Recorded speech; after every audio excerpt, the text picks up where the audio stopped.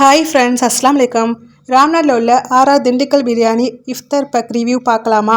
இது 250 மாசா பேக்கில் வரும்ல ஜூஸ் அதை தான் வச்சுருந்தாங்க.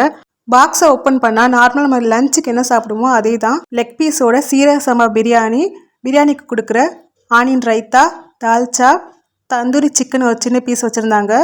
நோம்பு திறக்கிறதுக்கு 2 டேட்ஸ், ஃப்ரூட்ஸில் வாட்டர் மெலன் மட்டும்தான் வச்சுருந்தாங்க 4-5 பீஸ். தந்தூரி சிக்கன் கொஞ்சம் ஹார்டாக இருந்தது, மைனஸ் கொடுத்துருந்தா நல்லா இருந்திருக்கும். நம்ம இதுக்கு முன்னாடி 2 ரெஸ்டாரண்ட்டில் ரிவ்யூ பண்ணியிருக்கோம், அதுக்குமே மைனஸ் கொடுக்கல.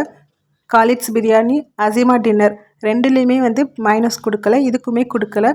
நீங்கள் ரெண்டோட ரிவ்யூ பார்க்கணும்னாலும் நமக்கு சேனலில் இருக்குது, போய் செக் பண்ணி பாருங்கள். இவங்களோட பிரியாணி எனக்கு ரொம்ப பிடிக்கும். சீரக சம்பானாலே ஒரு ஸ்பெஷல் தான். ராம்நாட்டில் ஒரு சில இடத்துல தான் சீரக சம்பா இருக்கும், அதோட ஃப்ளேவரே நல்லாயிருக்கும். எங்களோட பிரியாணி ரொம்ப நல்லாயிருக்கும், கண்டிப்பாக ட்ரை பண்ணி பாருங்கள். நோம்பு திறக்கிறதுக்கு சமோசா அந்த மாதிரி ஏதாவது கொடுத்துருக்கலாம், பட் 250க்கு இவ்வளோ தான் கொடுக்க முடியும். 250க்கு ஒருத்தான்னு கமெண்ட்ஸில் சொல்லுங்கள். அப்படியே நம்ம சேனலை சப்ஸ்கிரைப் பண்ணிக்கோங்க.